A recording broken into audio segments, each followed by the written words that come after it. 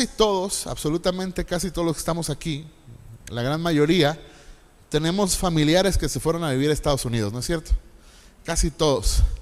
En el caso de la familia de mi madre, son 9 hermanos, de los cuales 6 vivían no, 7 vivían en Estados Unidos y 2 en México. O sea, la gran mayoría se fueron a Estados Unidos. Y hay patrones muy marcados en la conducta de estas personas. Y de hecho, algunos de esos patrones son muy cómicos. De hecho, hasta hacemos burla, ¿verdad? Y hacemos comedia acerca de esto. Por ejemplo, cuando la gente vive allá y luego regresa y luego va por las calles y dice: ay, es que no está pintada la calle, carnal, vivías en el pueblo, era pura terracería y ahorita quieres las rayitas pintadas, ¿verdad? O sea, es como que, ¿dónde la viste, verdad? Y siempre es como que, ¿cómo se dice? ¿Verdad que sí? Todo nos ha pasado y tienen 5 meses y ponle la breca a la troca, ¿va? Y vamos al parqueadero y así. Y utilizan esas expresiones cuando se van, porque comienzan a ser absorbidos por una cultura, ¿verdad? Que no es la cultura americana en sí, sino es esta cultura pocha, ¿no? Que le decimos. Pero es una cultura que cambia como un poco las raíces, las tradiciones que ellos tienen. De hecho, es como muy marcado que muchos de ellos quieren conservar las raíces de su país, ¿verdad? Ya sean mexicanos o centroamericanos, pero quieren conservar esas costumbres. Luego los hijos no las quieren para nada, ¿verdad? Y es como todo un rollo. Pero, ¿qué tal cuando a ti te ha tocado, no sé si a alguien le ha tocado, ser turista en otro país? Si no le ha tocado, es la cosa más chistosa del mundo. Yo me acuerdo la primera vez que salí de México, no fue a Estados Unidos, fue a Guatemala, a un retiro de jóvenes en Santiago Atitlán, Guatemala. Y las costumbres eran bien raras. Por ejemplo, decían que iban a refaccionar. Y yo dije, me van a cambiar la llanta, ¿verdad? No.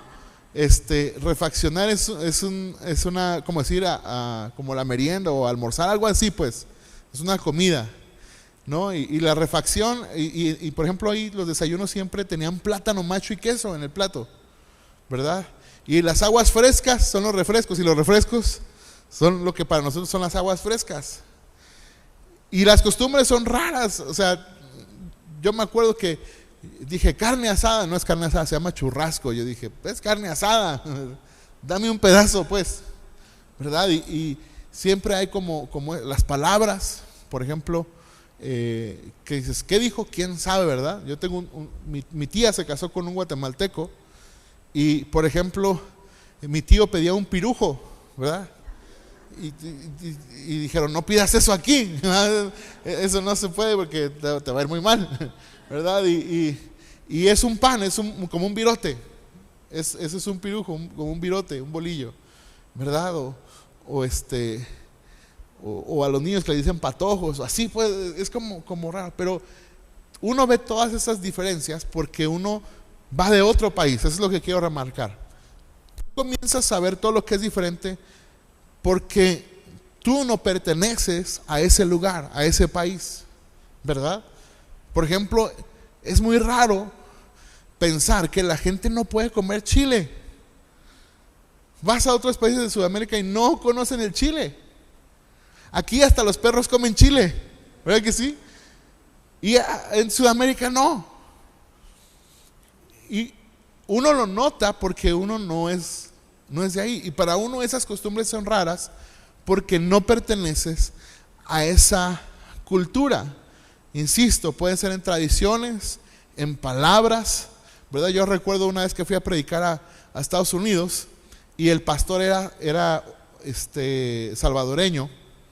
Entonces yo estaba platicando una historia que me ocurrió en Puebla, que yo en Puebla dije que se veían guangos, ¿verdad? O sea, como sin ganas, pues, así desganados. Para nosotros eso es, pero para ellos tenía una connotación sexual. Entonces yo dije, pero para mí no era eso, para mí era como decir que eran flojos, pues. Entonces me bajo de predicar y me dice un hermano, es que para los salvadoreños flojos es una mala palabra. Entonces uno no sabe, pero cuando vas a eso notas que es diferente, es otra cultura, es otra forma de ver las cosas, una forma diferente de hablar, por una simple y sencilla razón, porque eres extranjero. Y ese es el tema de esta noche, así lo he titulado, extranjeros. Diga conmigo, extranjeros. Ahora, ¿por qué digo esto? Voy a contextualizar un poquito esto con lo que dice la palabra de Dios. Vamos como dice ahí en la pantalla, vamos a leer ahorita más adelante esta cita en Primera de Pedro, pero poniéndote en contexto de esta carta, la primera epístola del apóstol Pedro, los que recibieron la carta eran principalmente cristianos que habían sido deportados, ¿verdad? O que habían sido dispersados a través de 5 provincias de lo que hoy es Turquía.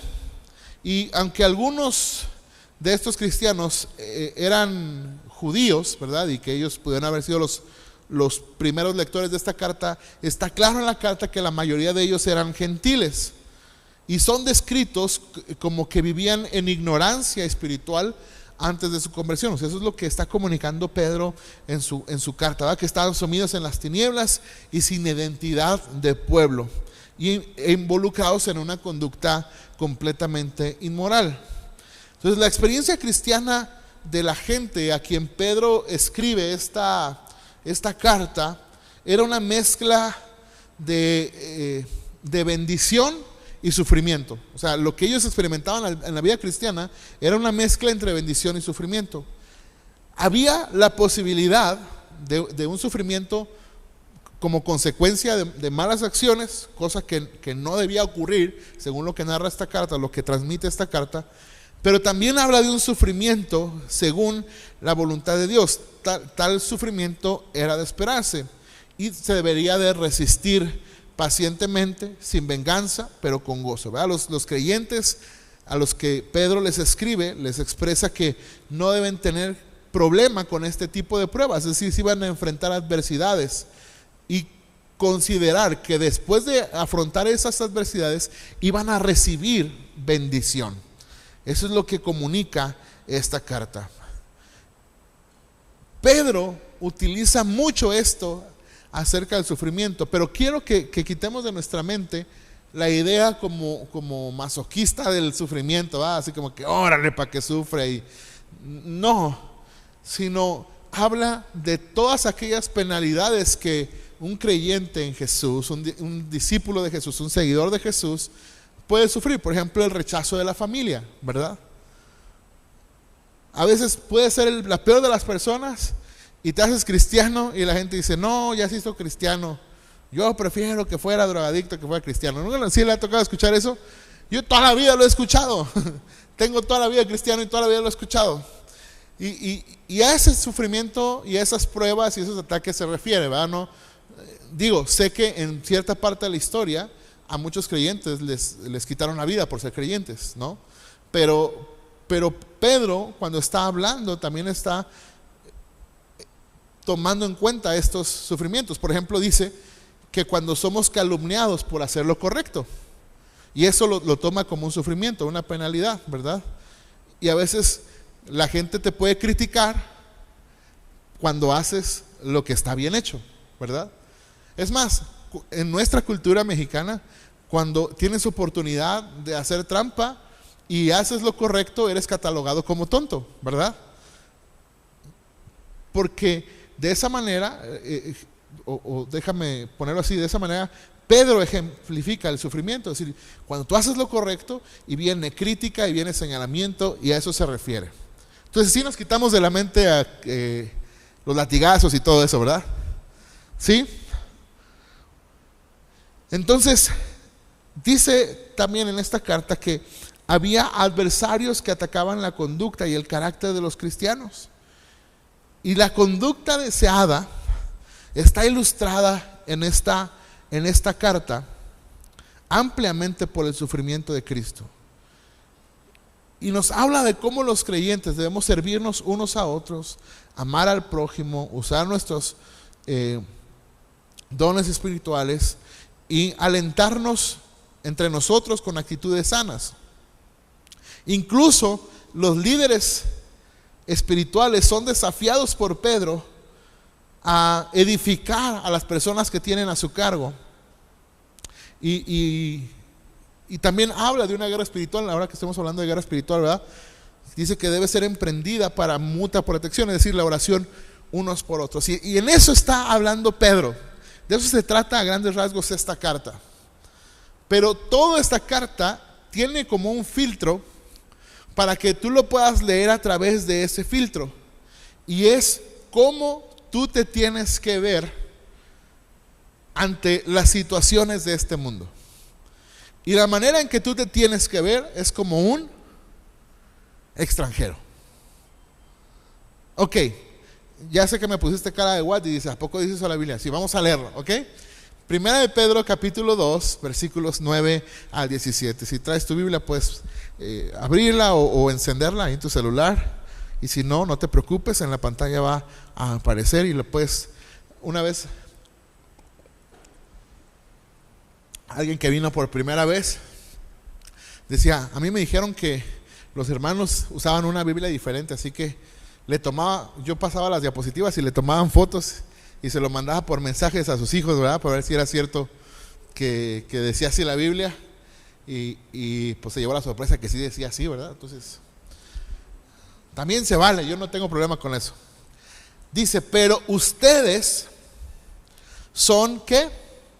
Linaje escogido, real sacerdocio, nación santa, pueblo adquirido para posesión de Dios, a fin de que anuncien las virtudes de aquel que los llamó de las tinieblas a su luz admirable. Ustedes en otro tiempo no eran pueblo, pero ahora son el pueblo de Dios. No habían recibido misericordia, pero ahora han recibido misericordia. Amados, les ruego, ¿como qué? Como extranjeros y peregrinos. O sea, peregrinos es que van de paso, no los que entran santos peregrinos, ¿va? A pedir posada, no, sino los que van de paso. Les ruego como extranjeros y peregrinos que se abstengan de las pasiones carnales que combaten contra el alma. Mantengan entre los gentiles una conducta irreprochable, a fin de que aquello que les calumnian como malhechores, ellos, por razón de las buenas obras de ustedes, al considerarlas, glorifiquen a Dios en el día de la visitación. Sométanse por causa del Señor a toda institución humana, ya sea al rey como autoridad o a los gobernadores como enviados por él para castigo de los malhechores y alabanza de los que hacen el bien. Porque esta es la voluntad de Dios, que haciendo el bien ustedes hagan enmudecer la ignorancia de los hombres insensatos. Anden como libres, pero no usen la libertad como pretexto para la maldad, sino empléenla como siervos de Dios. Honren a todos, amen a los hermanos, teman a Dios, honren al Rey. Entonces, vamos a estudiar este texto que a mí me parece maravilloso, porque si te fijas, Pedro, antes de decir la conducta que él quiere inspirar a los oyentes de esta carta, les dice antes, pero ustedes tienen que saber quiénes son. Ustedes son real sacerdocio, nación santa, pueblo adquirido por Dios. Entonces, si son eso, al estar en este mundo, y entiendas el mundo no como el planeta Tierra, porque como cuando dicen, es que es música del mundo, pues ni modo que Marte, ¿verdad? O sea, no es así, sino el sistema de todo aquello que se opone a la voluntad de Dios. El sistema de este mundo. Y básicamente está diciendo, ustedes son el pueblo de Dios, son real sacerdocio, nación santa, pueblo adquirido por Dios, que tienen un propósito: anunciar las virtudes de aquel que los llamó de tinieblas a su luz admirable. Ese es su propósito. Esos son ustedes. ¿Cuántos dicen esos somos nosotros? ¿Sí? Y entonces dice, ahora bien, les ruego como extranjeros y peregrinos. O sea, básicamente está diciendo, ustedes viven aquí, pero no son de aquí. Ustedes son real sacerdocio. Y lo que están viviendo en esta, valga la redundancia, en esta vida, tienen que entender quiénes somos. Y esa es la pregunta con que tenemos que iniciar. ¿Quiénes somos? Somos real sacerdocio, nación santa, pueblo adquirido por Dios.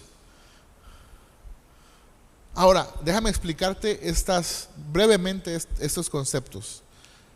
Nación santa no quiere decir que todos vamos a andar de blanco con túnicas y nos van a salir alitas y vamos a levitar y todos así como diciendo amor y paz, como hippies. No, la palabra santo significa apartado. Habla de un pueblo apartado para Dios, ¿verdad? Es decir, mi vida cobra sentido y propósito en Cristo. Ahora bien, dice real sacerdocio. Ahora, cuando dice real sacerdocio y dice real, no es porque sea de veras, ¿verdad? Es real y de mentiras, no, sino habla de la realeza, ¿verdad? Como reyes. Recuerda que en este contexto histórico lo que hay son reinos, no democracias. Entonces hay un contexto de reinado, de reino. Y lo podemos entender con el concepto de Apocalipsis, que dice que al que nos amó y nos limpió de nuestros pecados e hizo de nosotros un reino de sacerdotes. Ahora, fíjate bien, en el Antiguo Testamento los sacerdotes eran los que trabajaban en el templo, ¿verdad? Tenían que ser de una tribu, la tribu de Leví, trabajaban en el templo y ellos podían tocar las cosas que eran santas. Nadie más podía, solo los sacerdotes. Y el sacerdote principal era el único que podía entrar a la presencia de Dios una vez al año. En el concepto del Nuevo Testamento dice que Jesús es el principal sacerdote, el sumo sacerdote, y él entró al lugar santísimo, a la presencia de Dios, abrió el velo, y lo que hizo Jesús con su muerte en la cruz fue que tú y yo pudiéramos tener acceso al Padre, que pudiéramos comunicarnos con Dios. Entonces dice, por tanto pues, acercaos confiadamente ante el trono de la gracia para encontrar oportuno socorro, ¿verdad? Entonces nosotros ahora podemos tocar por el Espíritu Santo lo que es sagrado, pero ahora ya no son objetos, podemos disfrutar la presencia de Dios.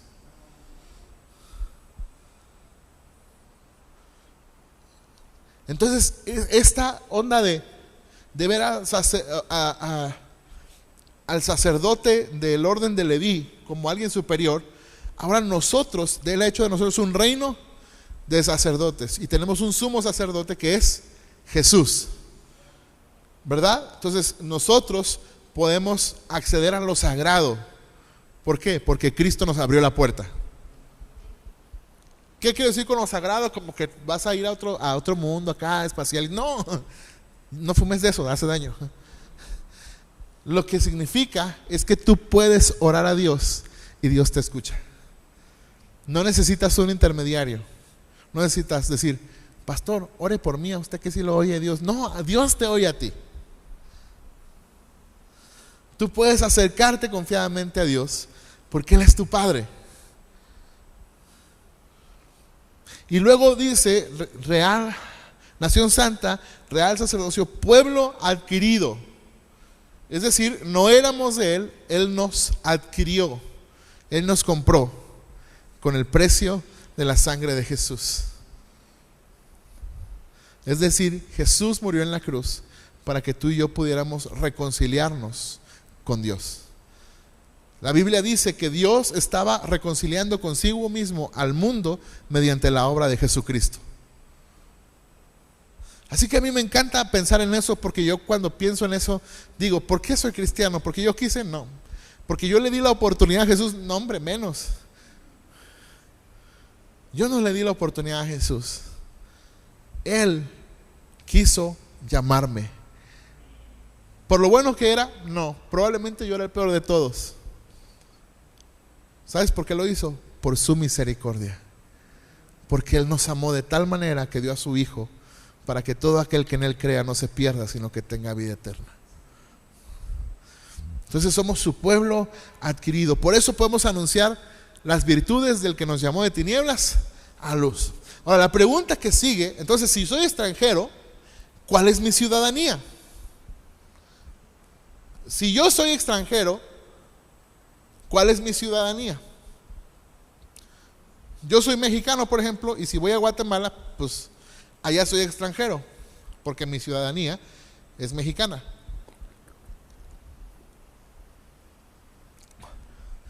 Como ahora que está de moda los de las raíces hebreas, ¿ah? Como el que dijo, amiga, píntate el pelo, se te ven las raíces. Dice, ¿ya se ven negro? No, las raíces prehispánicas, dijo, sí.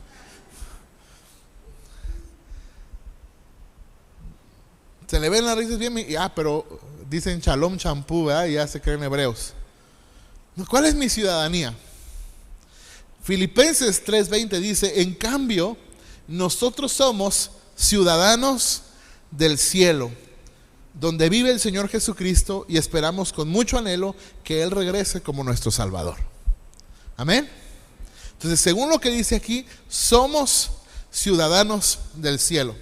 Ahora, ¿qué quiere decir? ¿Que somos angelitos caídos? No, ¿verdad? Es como trucha para las muchachas. Si llega un vato y te dice, ay, eres un ángel que me cayó del cielo, dile, no seas mentiroso, los ángeles caídos son demonios, así que no. Ahora no se crea. Cuando digo ciudadanos del cielo, es porque en la idea que nos muestra la Biblia, quiere decir que Cristo, al comprarnos con su sangre, al amarnos y hacer de nosotros nuevas personas, también nos cambia la naturaleza y pone esta idea de Dios como Padre adoptándonos como hijos, y nos da esa ciudadanía celestial. Es decir, le pertenecemos a Él, y ahora todo lo que pase aquí en esta tierra, en este mundo, pues es pasajero. Nuestra esperanza no está en lo terrenal. Por eso es que un evangelio que se enfoque en lo terrenal, dudo mucho que sea el verdadero evangelio. Porque el evangelio nos debe enseñar que somos extranjeros. Estamos aquí de paso. Anhelamos vivir, no en esta idea dantesca, ¿verdad?, del cielo y el infierno, sino realmente que la presencia de Dios sea lo más importante en nosotros. Cuando se habla del reino de Dios en nosotros, es la presencia de Dios mediante el Espíritu Santo haciéndonos partícipes de la naturaleza divina. Es algo hermoso y sobrenatural. Y alguien puede decir, eso es una locura. Claro, hasta que no lo experimentas. Pero ese es el amor de Dios abrazándote. No es que nos volvamos acá súper espirituales y no me toques porque ando chido. No. Es porque realmente podemos sentir el amor de Dios abrazándonos, transformándonos, que aquello con lo que batallábamos, Dios nos va ayudando, porque su yugo es fácil y su carga es ligera. Así que somos ciudadanos del cielo, por lo tanto somos extranjeros en este mundo. Es decir, la única manera que yo pueda ver diferente las cosas que este mundo acepta es cuando me vuelvo ciudadano del cielo. ¿Sí me explico? Así como esa vez que mi tío pidió un pirujo, ¿verdad? Y para mí fue demasiado feo.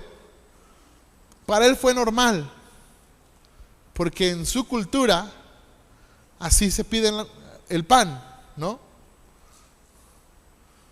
Pero él no lo notó porque es parte de lo que él vive. Muchos estábamos inmersos en la cultura de este mundo y veíamos normal, por ejemplo, tomar venganza. Pero viene Jesús y nos dice, amen a sus enemigos y oren por quienes los persiguen.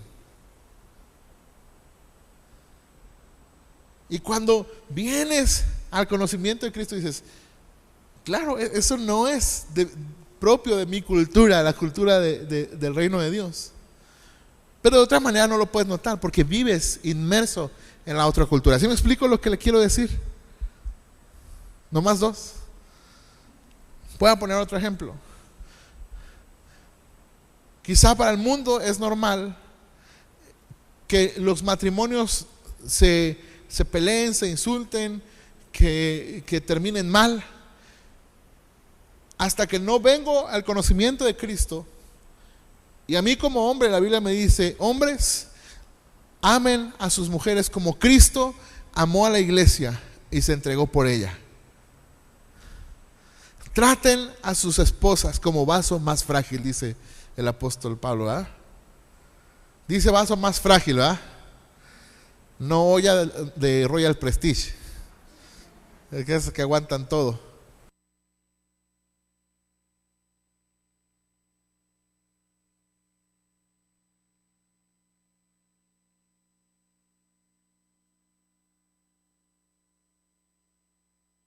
Les enseñaron que tratar mal a su esposa era lo normal. Pero hasta que viene la transformación interna al evangelio, dices: claro, es que yo ya no pertenezco a esa cultura.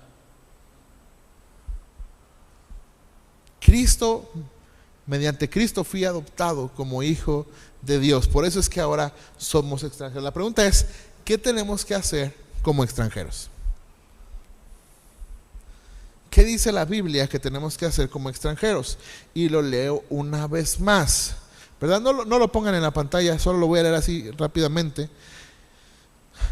Dice: amados, les ruego como a extranjeros y peregrinos que se abstengan de las pasiones carnales que combaten contra el alma. Entonces, número 1, abstenerse de las pasiones carnales.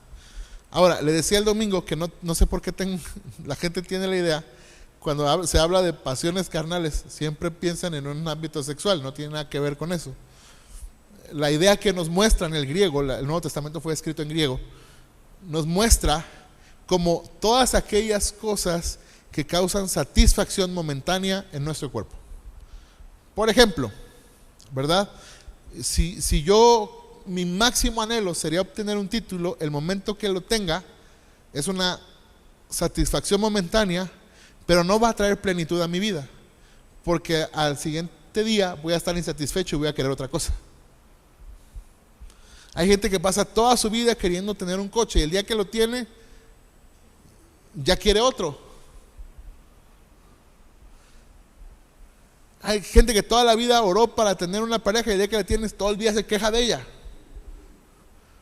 porque está insatisfecho, porque solamente buscó una satisfacción pasajera. ¿Sí me explico? A eso se refiere a las pasiones carnales, no a que no seas romántico con tu esposa en la noche. ¿Sí me expliqué, va? Significa, no, si no, imagínense todos bien frustrados, ¿verdad? Los hermanos. Pero significa que nos abstengamos de buscar satisfacciones momentáneas, efímeras.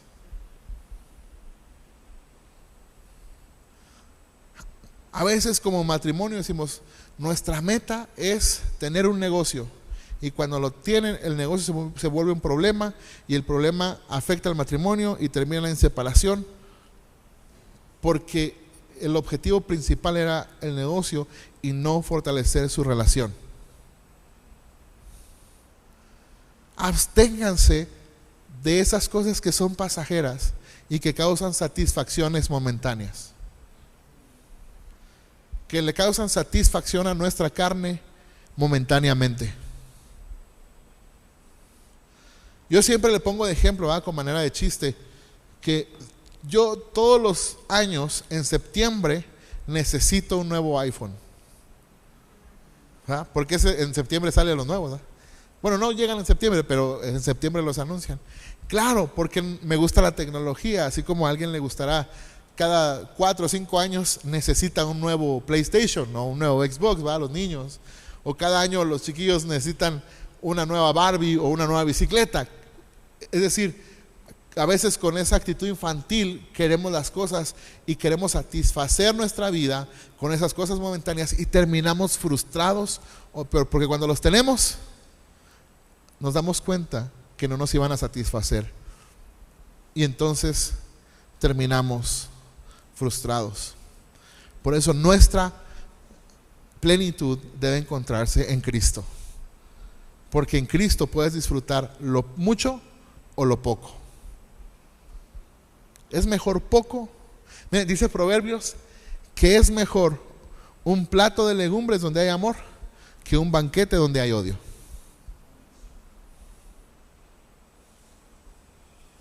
Es mejor unos frijolitos con jitomate y cebolla y aguacate y unos chicharrones y una Coca-Cola bien helada que una langosta y caviar, ¿verdad? Donde hay odio. Mejor. ¿Por qué? Porque nuestra plenitud se encuentra en Cristo. Y si Cristo es nuestra plenitud, podemos disfrutar aún de lo poco, porque sabemos que lo poco viene del Señor y lo mucho también viene del Señor. Amén. Y luego dice, sométanse a la autoridad. Pero ¿sabes qué me llama la atención? Dice que en el Señor nos sometamos a la autoridad. Es decir, nosotros debemos ser, les está llamando básicamente Pedro a que sean ciudadanos ejemplares o responsables. Aquí se está metiendo en la vida civil. Y dice, sométase a las autoridades, porque de esa manera van a hacer callar la ignorancia de los insensatos. O sea, comportándose como se debe. ¿Qué quiere decir? Que yo como ciudadano del cielo, mis valores están determinados por lo que la Biblia me dice y no por lo que los demás hacen. De esa manera, yo puedo ser ejemplo y ser luz para aquellos que en su insensatez rechazan a Dios. Y yo puedo ser ejemplo para mi familia que es no creyente, haciendo lo correcto, aun cuando para los demás sea una insensatez hacer lo correcto.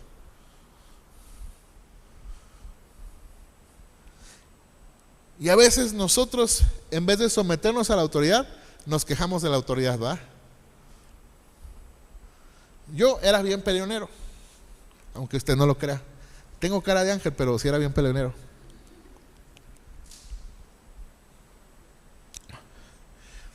Y una vez estábamos en el centro y a mí me causó mucha indignación que un inspector del ayuntamiento le quitó su mercancía a una persona que claramente se veía que era de raíces indígenas y era en la temporada de Navidad y estaba vendiendo, y le quitó su venta, ¿verdad? Y aparte me dio coraje porque eran chapulines, y tan ricos que son los chapulines, ¿verdad? De los que venden chapulines y cositas así como de botana, y se los quitó. Entonces lo que a mí me causó indignación es que dijo, aquí está la multa. Pero cuando yo veo la multa se la pedí al joven porque pues estaba enojado y lo tiró, y una muchacha le dijo, no amigo, ve y puedes recuperar tu mercancía. Y cuando yo veo la multa, le pedí la hoja, no decía que le habían incautado. O sea, estaba mal hecho, y básicamente me di cuenta que lo que querían era o mordida o fregar. Entonces yo me indigné, y para no hacerle el cuento muy largo, fui y reté al inspector. Y luego todavía le dije, ¿y ustedes trabajan para nosotros como ciudadanos? Y me dijo, pues, todavía el mendigo me dijo, pues córreme si tú eres mi patrón, y que me suelto. No le digo qué le dije, no le dije palabras altisonantes, pero sí tengo, dice mi esposa que tengo no sé si la bendición o la maldición de hacer sentir así mal a la gente con lo que le digo. Pues utilicé ese don, para no hacerle el cuento largo. Y le dije, a mí no me vengas con esas tonterías, sabes a lo que me refiero, y y aquí está eso, y estás actuando mal de esta manera. Dame tu nombre. Y escondió su gafet. Y en ese momento como que se me iluminó la cabeza, y dije, ¿sabes qué? Toma tu multa y haz con ella lo que quieras. Y sabes que esto lo vamos a arreglar de otra manera. Y le dije, vente amigo.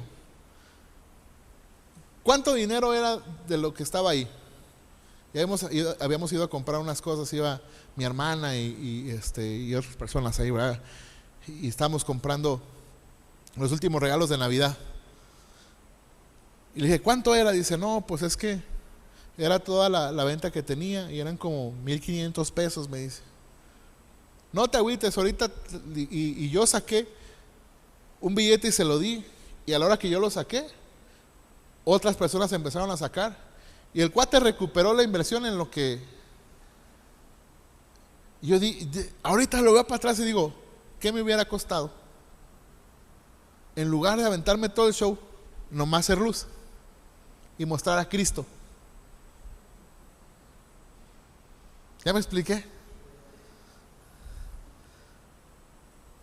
Me someto a la autoridad, aunque él estaba mal, pero yo sí soy cristiano. Y yo hago las cosas correctamente.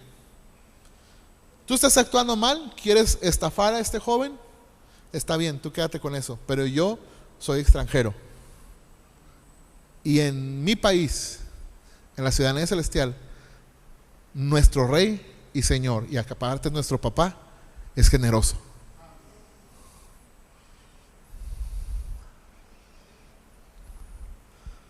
Así que sometámonos a la autoridad en el Señor de esa manera, para que hagamos callar la ignorancia de los incrédulos.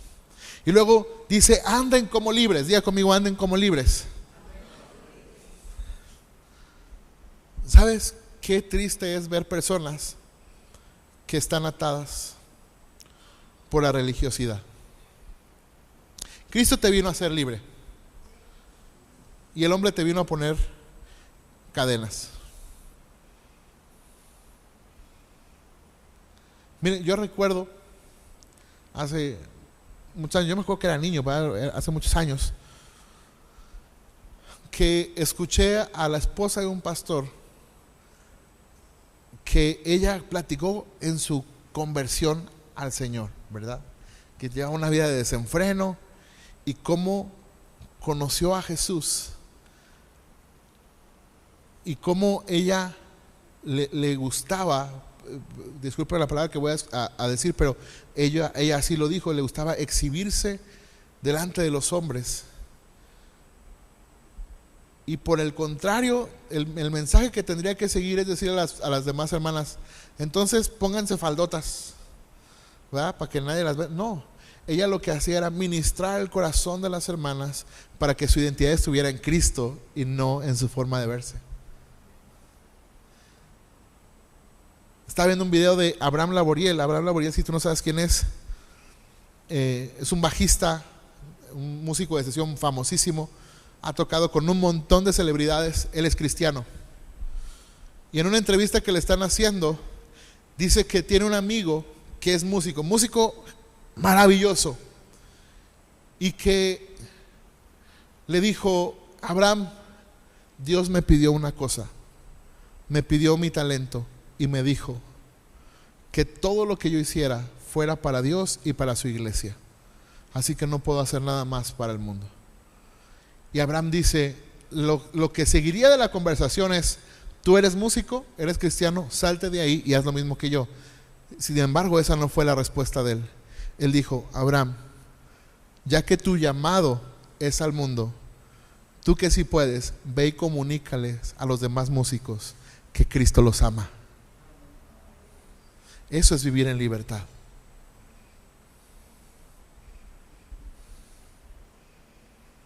Anden como libres.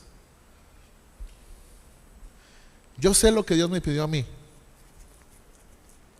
pero no lo utilizo como pretexto para esclavizar a otros. A veces Dios a algunas personas les pide un poquito más. No, eso no los va a hacer más santos, no los va a hacer mejores, no, simplemente es la manera que Dios trata con cada uno para formar su carácter, conforme al carácter de Cristo.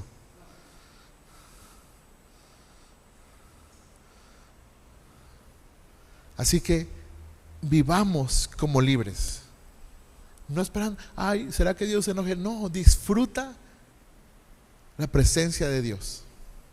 ¿Por qué? Porque eres ciudadano del cielo. Mire, si usted sabe lo que es ser latino en Estados Unidos, usted sabe lo que significa no ser libre. Porque aunque tengas visa y ves a la migra, te da miedo, ¿no es cierto? Uno ve los videos de cómo tratan a nuestros paisanos y da miedo. Pero uno llega acá de este otro lado y te quitas el cinturón, ¿verdad? Bueno, pues la idea es que nosotros vivamos con libertad, porque nuestra ciudadanía es una ciudadanía de libertad. Pero luego dice que vamos a usar la libertad. Dice, usen la libertad para servir.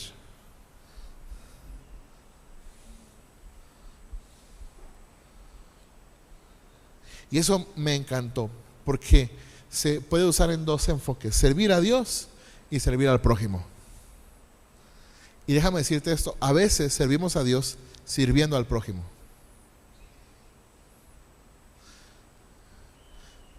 Si tú crees que la mejor plataforma es aquí, estás equivocado. Hay gente, yo conozco gente que se fue de la iglesia. Yo recuerdo, bueno, en la iglesia en la que estábamos, ¿verdad? Hace muchos años, personas se fueron porque el pastor no les dejaba predicar. Y yo siempre he sido bien osado, ¿verdad? Entonces yo dije, si no me deja predicar, pues yo agarro un grupo y eso, y me fui hasta que me dejó predicar, ¿verdad? Pero entendí algo, que mi identidad no está en cuanto me vean. Y ahora que hablamos de la identidad entre siervos e hijos, yo sirvo como hijo de Dios. Sirvo al reino de nuestro Padre.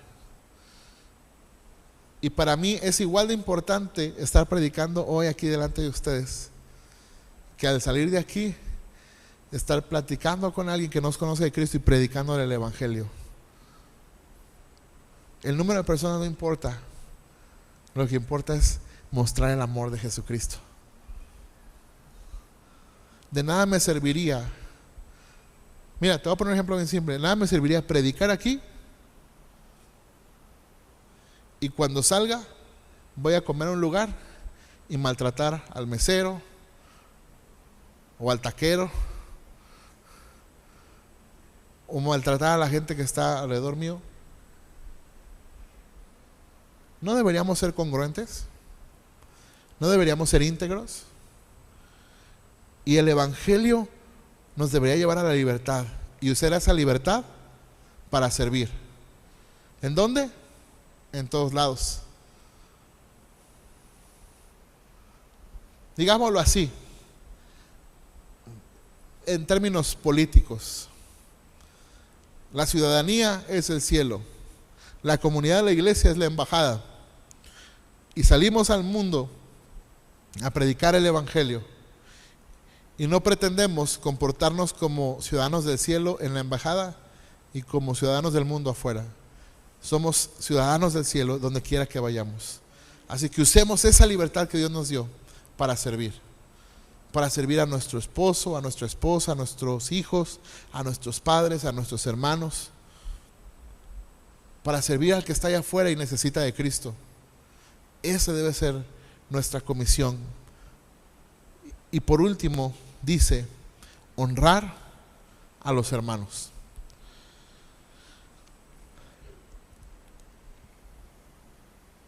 Pedro les está diciendo en esta carta, hermanos, compórtense como lo que son, ciudadanos del cielo. Honren, pongan en un lugar especial a los demás. En palabras del apóstol Pablo, decía, considera a tu hermano mayor que tú. Y ninguno tenga una idea de sí mismo mayor que la que debe de tener. ¿Sabes cómo es la manera de honrar? Cuando hablas bendición a otra persona. Y no tienes que decir, hermano, en el nombre de Cristo Jesús y el Santo de Israel, Dios Todopoderoso, Creador del cielo y la tierra, hoy te deseo todo lo mejor porque eres un hijo de Dios y te honro. No. Cuando ves a alguien triste, dile, oye, qué bien te ves hoy.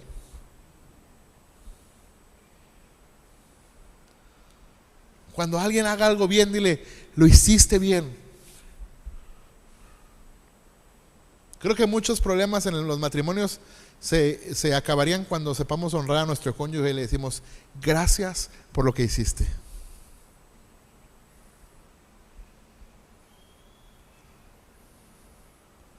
Pero siempre vemos lo que no recibimos y nunca vemos la posibilidad de honrar al cónyuge. Honremos a los demás.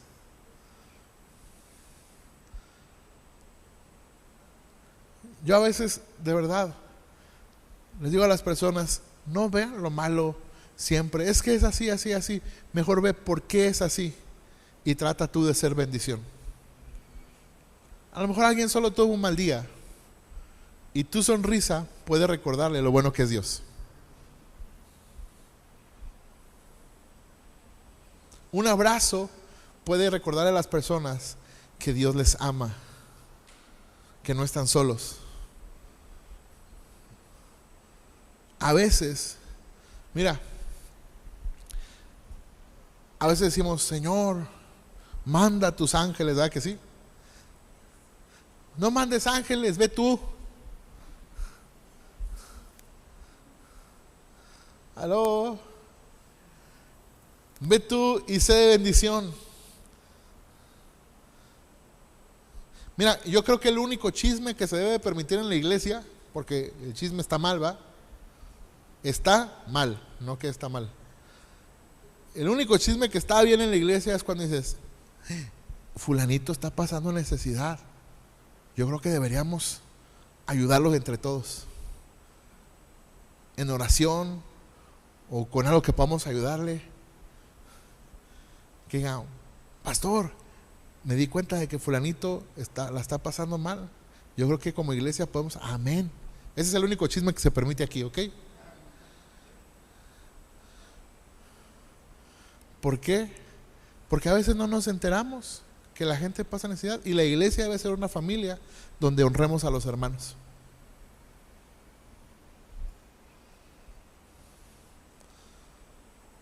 Debemos ser esa comunidad que nos amamos los unos a los otros.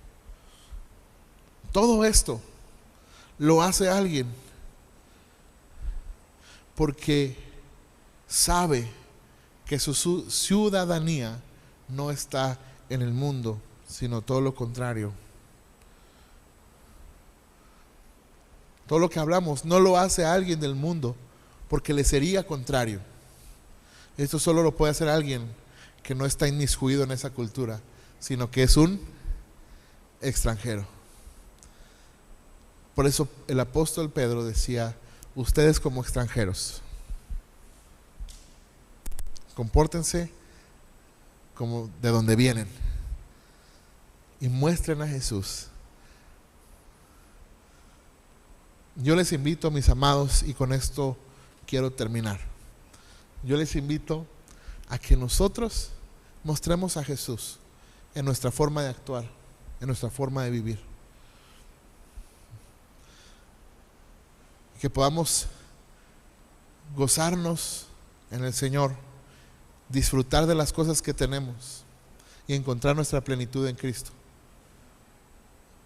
Dejar de vivir frustrados y amargados y saber que el único que puede sanar tu corazón es Jesús.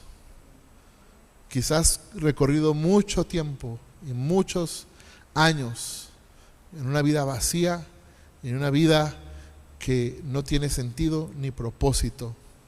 Aunque vengas a la iglesia, no, eso no importa.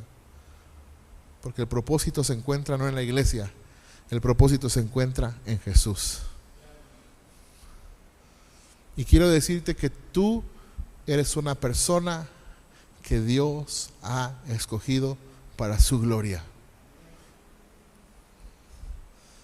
Dice Efesios que Él nos escogió según el beneplácito de su voluntad. ¿Sabe qué significa el beneplácito de su voluntad? Significa en buen mexicano porque se le pegó su regalada gana.